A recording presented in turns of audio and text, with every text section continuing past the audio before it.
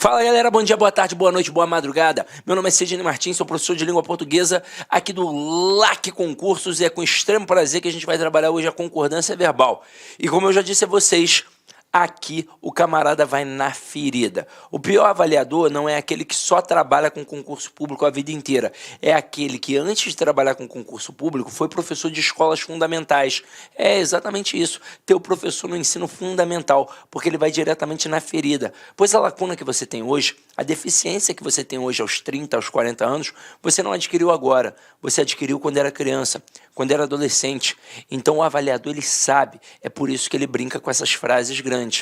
Se você já fez um módulo de redação, você já deve ter escutado do teu professor para não produzir períodos longos nem inversões. Aí pensa comigo, vamos pensar. É errado produzir um período longo? Claro que não é.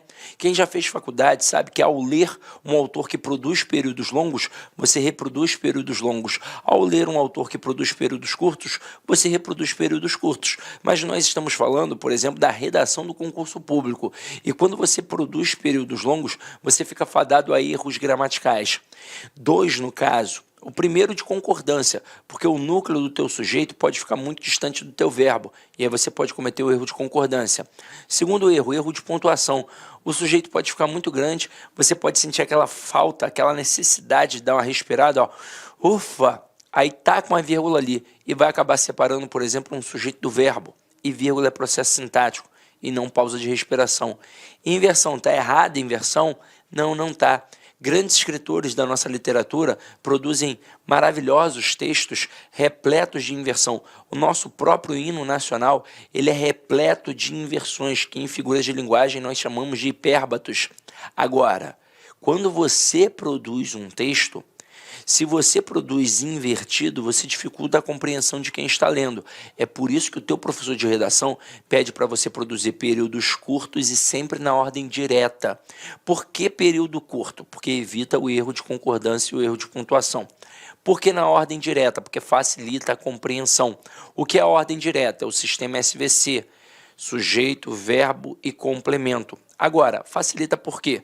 Porque, na verdade, nós, falantes comuns da língua portuguesa, é que inventamos essa estrutura. Não foi o Bechara, nem o Celso Cunha, nem o Rocha Lima. Por exemplo, qualquer falante de língua portuguesa, seja aqui no Brasil, em Portugal, na Guiné-Bissau, em Moçambique, em Arco Verde, o cara, quando começa a balbuciar, ele não sabe nem flexionar o verbo direito ainda, e ele produz na ordem direta, dizendo assim, ó, eu sabo isso. É assim que a criança faz. Agora, quando começa a aprender um pouco mais da nossa amada Flor do Lácio, a nossa língua portuguesa, o que qualquer pessoa começa a fazer? Começa a se aventurar. Ah, agora eu começo a fazer inversões.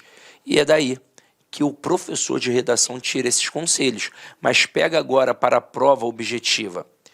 O que o professor de redação pede para você não fazer? Períodos longos. Aí o que o avaliador faz? Períodos longos, porque ali haverá erros de pontuação, erros de concordância, e se o aluno não estiver ligado, ele não vai pegar.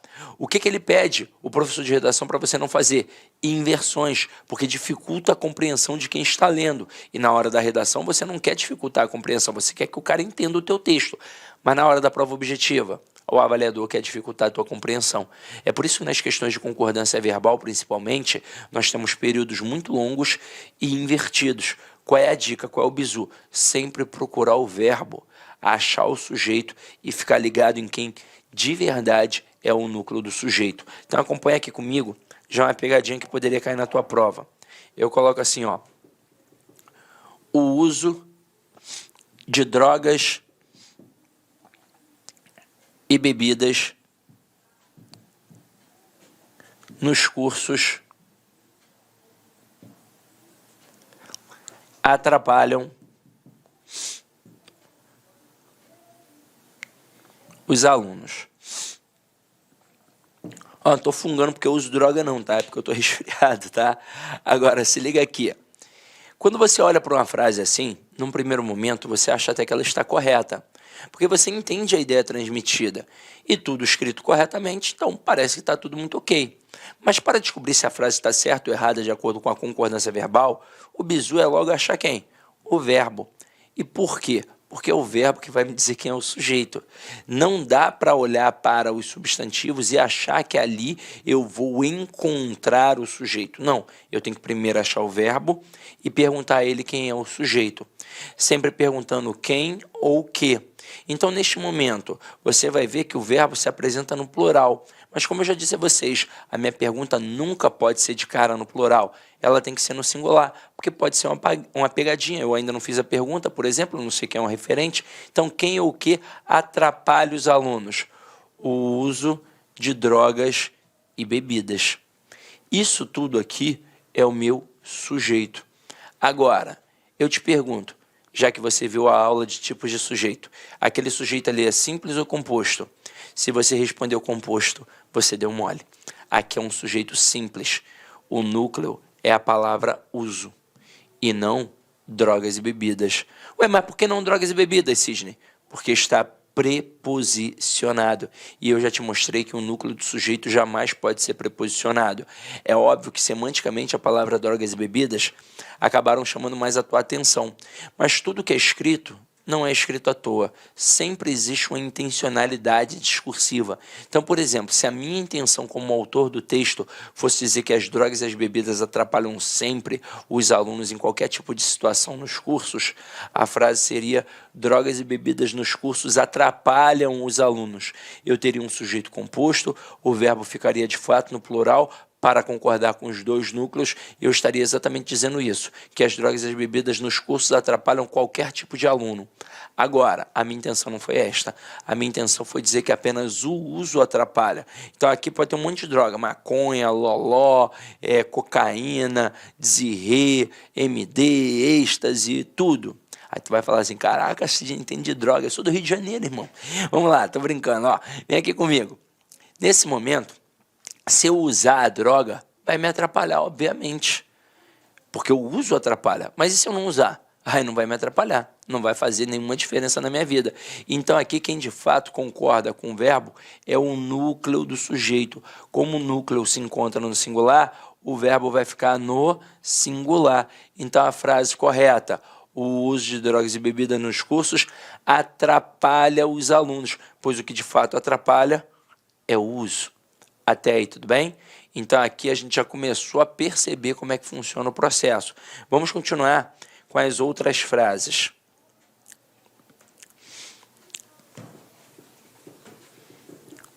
Vamos massificar um pouco mais isso, ó.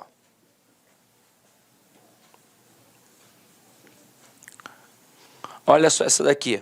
O som agradável dos cantos dos pássaros acalmam nossas almas intranquilas. No primeiro momento, obviamente que parece certo. Mas vamos lá, vamos descobrir. Eu vou achar o verbo e vou perguntar a ele quem é o sujeito. Quem ou o que acalma nossas almas intranquilas? A resposta: o som agradável dos cantos dos pássaros. Tudo isso é o meu sujeito. Agora, quem é o núcleo do sujeito? Sempre o substantivo, sem preposição. Então, aqui no caso, ó, a palavra som. Então, como o núcleo do sujeito está no singular, como é que tem que ficar o verbo? No singular. Pois o que de fato aqui acalma nossas almas intranquilas não é o canto, não é o pássaro, e sim o som dos cantos dos pássaros. Então, por isso o verbo fica no singular. Agora, olha essa segunda aqui. O choro das crianças das comunidades carentes nos comovem. Quem ou o que nos comove? Vamos, achei o verbo, vou perguntar a ele quem é o sujeito. A resposta: o choro das crianças das comunidades carentes. Tudo isso é o meu sujeito. Agora, quem é o núcleo do sujeito? É a palavra choro.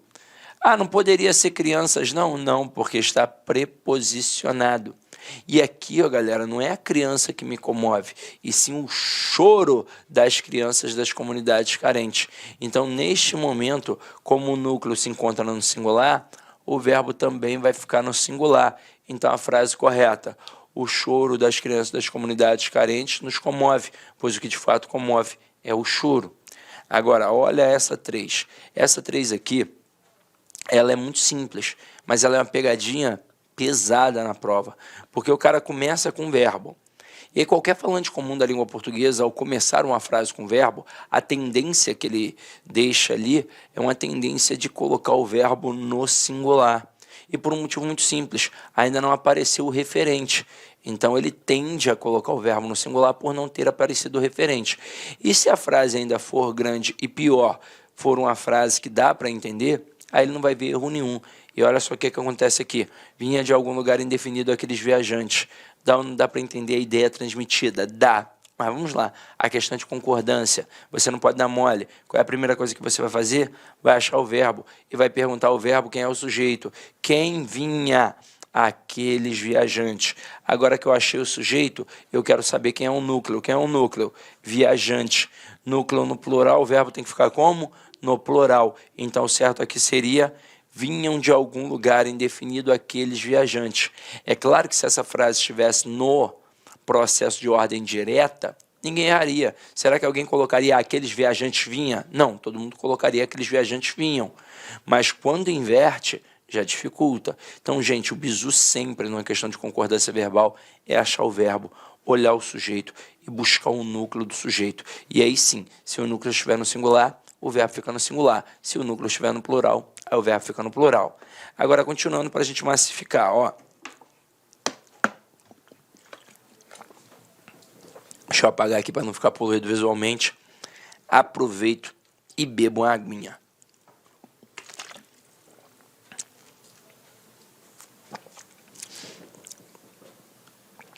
Estou me sentindo até a Gabriela Pugliese. Gabriela Pugliese malha assim, ó, com a garrafona d'água assim, bebendo, ó.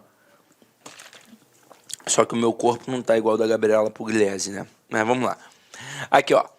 Ocorreu mudanças significativas durante o processo eleitoral. Que tipo de candidato ainda confunde isso? O cara que acha que o verbo haver, o verbo existir, ocorrer ou acontecer são impessoais.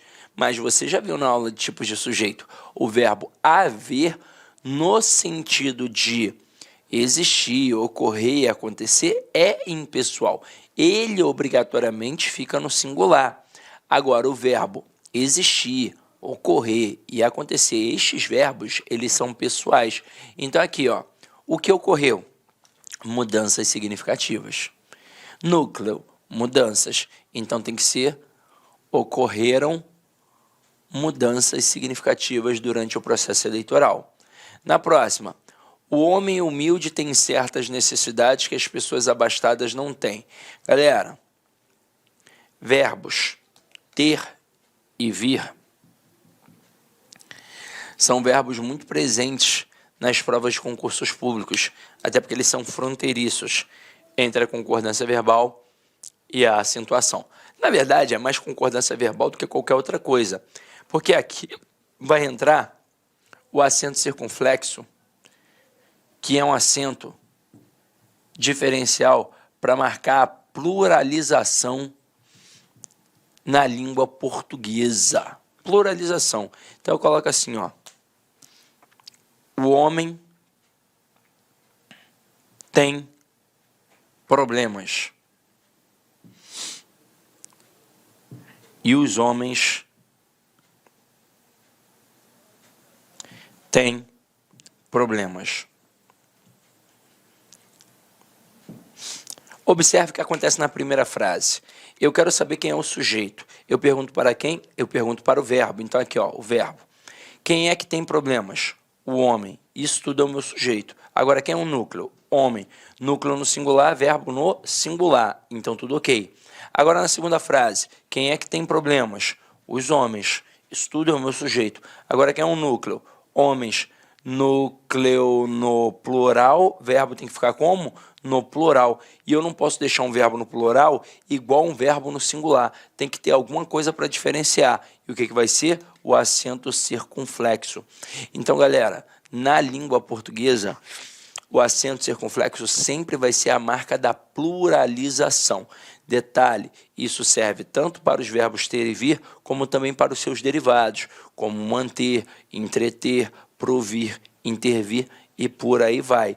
Agora, por que isso é perigoso? Porque na hora que você lê em voz alta, por exemplo, você sequer chega a perceber a diferença, porque a grafia é igual e a pronúncia é igual. Então, o bizu que eu te dou, está fazendo questão de concordância verbal, achou ali verbos ter ou vir, ou então um derivado, olha logo para ver quem é o núcleo do sujeito. Esse acento circunflexo aqui, só se o núcleo estiver no plural. Então, volta aqui para a frase, ó.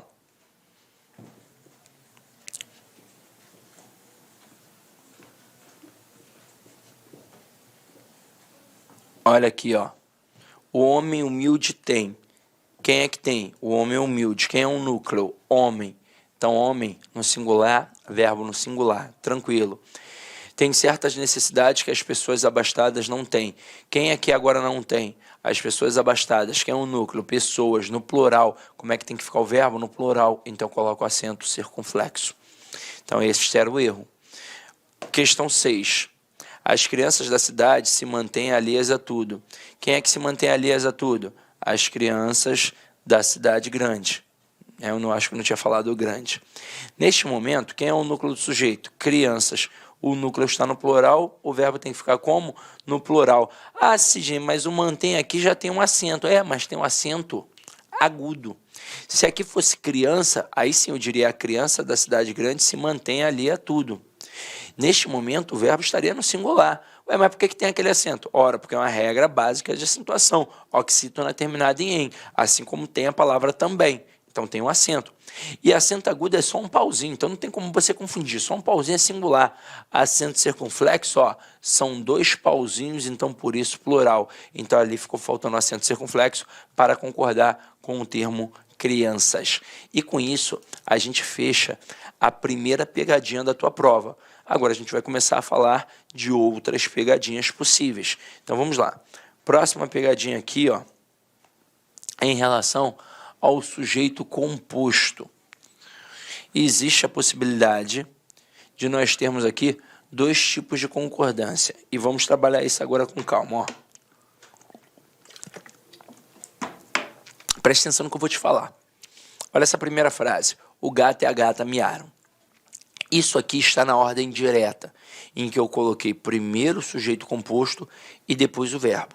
Quando isso acontecer, eu vou ter aquilo que eu chamo apenas de concordância gramatical. E o que é a concordância gramatical? Uma concordância baseada na soma. É a concordância natural de qualquer falante comum da língua portuguesa. Então, se é baseada na soma, o verbo obrigatoriamente vai concordar com os 2 núcleos do sujeito.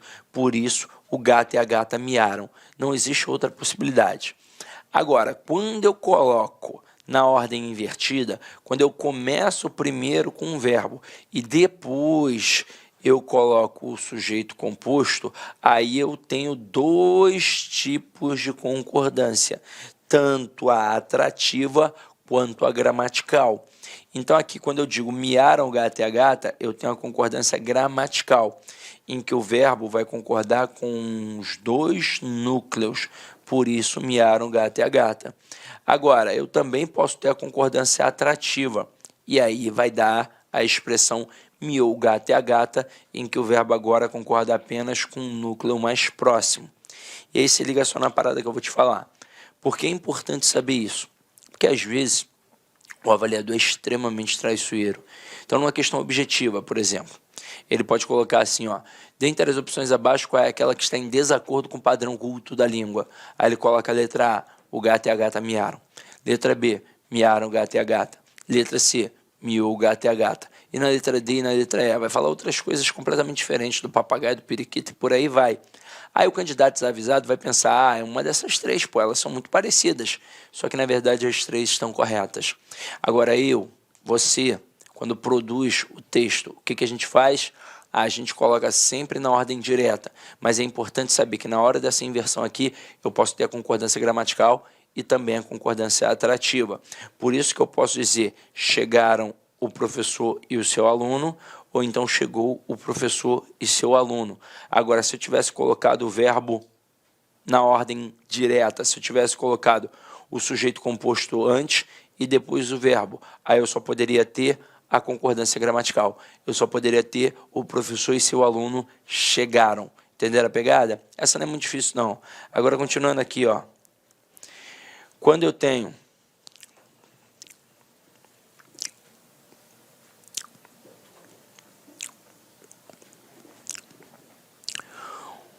um sujeito composto ligado pelo conectivo ou, eu vou ali, na verdade, avaliar dois aspectos semânticos, o da exclusão e o da simultaneidade. O que seria exclusão? Eu tenho aqui um grupo.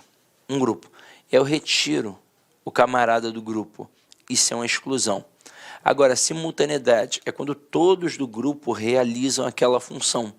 Então, aqui, ó, quando eu digo João ou José casará com Maria, pelo padrão cultural da nossa sociedade, não são os dois que vão casar. Ah, mas meu vizinho, ele tem duas mulheres, Sidney. Ele é casado com duas mulheres. Não, ele fez uma união poliafetiva. Casamento na igreja ainda não rola.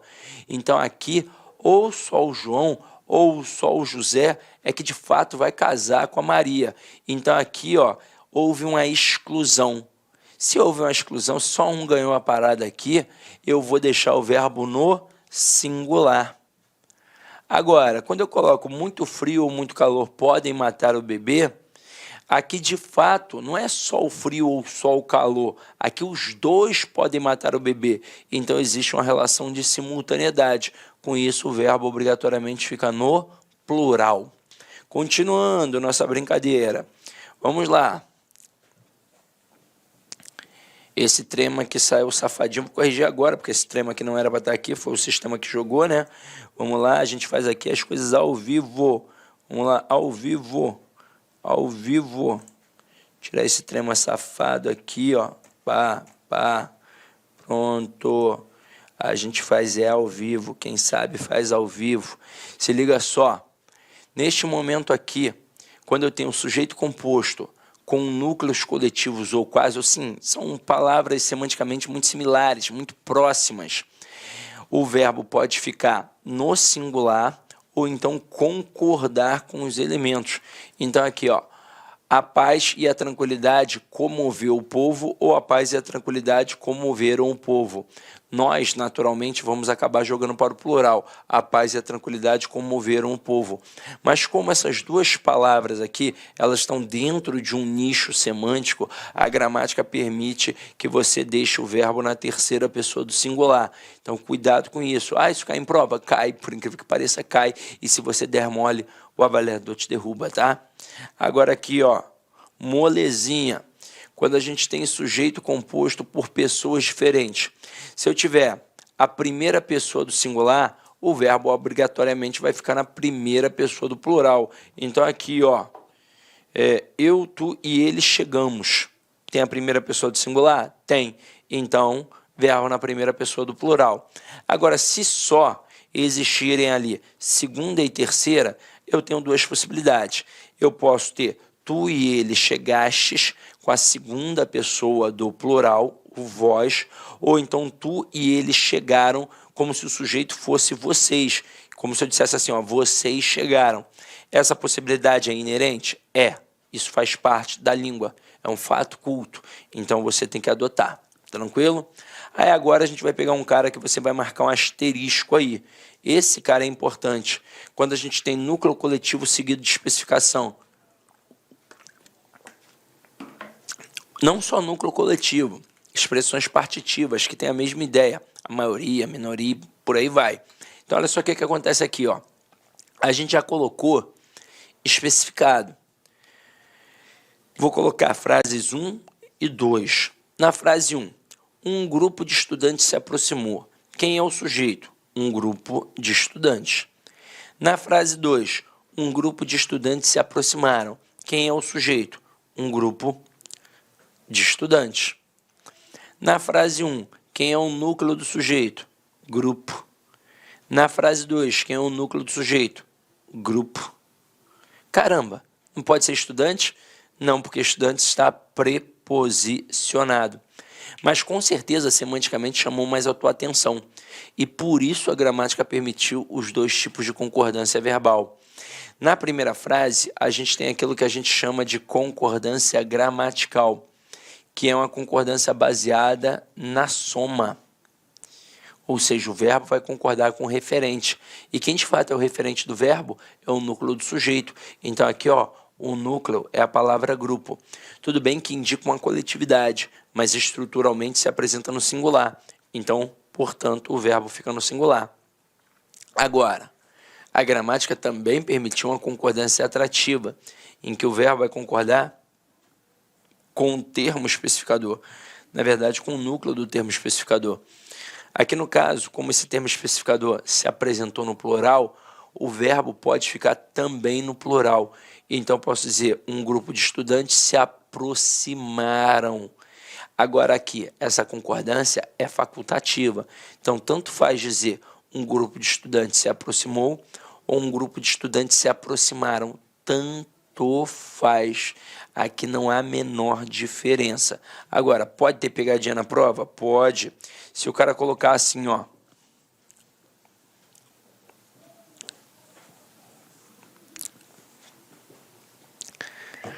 A maioria do povo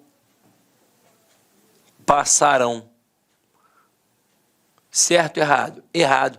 Mas, Cisne, eu aprendi que essas expressões partitivas, quando são especificadas, o verbo pode ficar tanto no singular quanto no plural. Não. Você pode ter dois tipos de concordância. E aí o verbo pode concordar com o núcleo do sujeito ou então com o termo especificador. Como aqui o termo especificador se apresentou no singular, o verbo só pode ficar no singular. Porque, olha só, o verbo pode concordar tanto com o núcleo quanto com o termo especificador. Tudo bem que maioria e povo indicam coletividade, mas estruturalmente se apresenta no singular. Então, aqui eu só posso ter a maioria do povo passará. E em que tipo de situação eu poderia ter aí, então, Cisne, o verbo no plural? Se eu tivesse colocado a maioria dos alunos.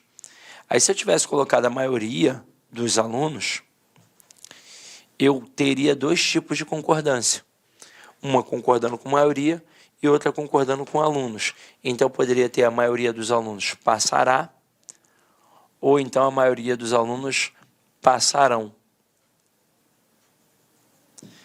Agora, e se o avaliador estender a questão e perguntar a função sintática desses especificadores? Sempre, eu disse sempre, vai ser adjunto adnominal. Sempre, sempre, sempre, sempre, sempre, tá? Então, anota aí.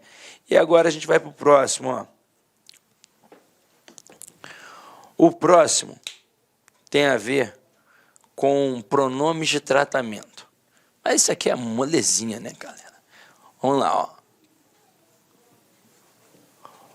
Com os pronomes de tratamento, Vossa Excelência, Sua Excelência, o verbo vai ficar sempre na terceira pessoa do singular. Então, ó, Sua Excelência aceita bem suas próprias limitações, Vossa Excelência aceita bem suas próprias limitações. Eu não tenho como jogar para o plural um termo que eu nem vario. Então, beleza? Então, vamos lá.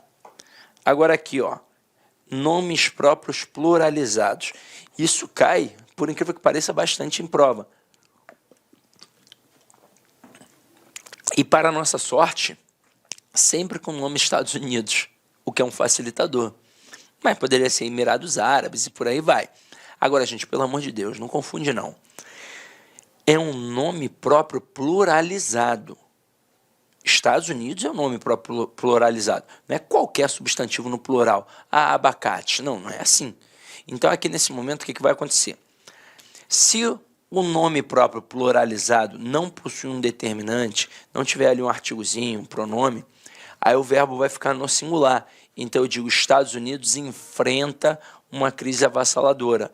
Agora, se o nome próprio pluralizado estiver com um determinante, no caso aqui com um artigozinho, aí o verbo vai variar. Então, ó, Estados Unidos enfrenta e os Estados Unidos enfrentam. Na prova, obviamente, o que ele vai tentar fazer contigo? Ele vai tentar fazer assim, ó. Estados Unidos enfrentam uma crise avassaladora. Pô, ele não vai colocar os Estados Unidos enfrenta. Qualquer pessoa vai estranhar, até porque a tendência é pegar um termo no plural e jogar o verbo no plural. Aqui ele está pegando um termo no plural e jogando um verbo no plural, só que não teve o artigozinho, não teve o determinante. Então o verbo só pode ficar no singular. Continuando nossa pegada. Um carinha que a gente estudou lá no tipos de sujeito, o pronome apassivador. Quando tiver um pronome apassivador, o que você vai fazer, irmão? você vai fazer ali a concordância do sujeito Olá, com meus o verbo. amigos! Inicialmente eu peço licença a vocês, pois essa aula é uma aula demonstrativa aqui do nosso querido site LAC Concursos, que nós fizemos um curso focado específico da Guarda Civil Municipal de Sorocaba. Curso este completo, ponto a ponto do edital, super atualizado. Tenho certeza que aqui tem todo o conteúdo necessário e suficiente para que você faça uma excelente prova nesse concurso. Professor, o investimento, cara, super promoção, apenas R$ 119,90, você vai ter acesso a todo esse conteúdo, o restante dessa videoaula, você vai ter o PDF, cara, você vai ter muito mais. Cara, e outra coisa, no site, eu peço que você estude via menu Personal Coach. O que é isso? É a nossa metodologia vitoriosa.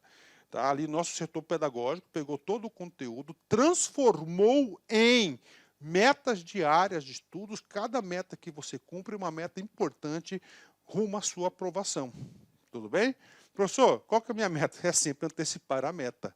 Vamos supor que hoje é dia 15 de julho.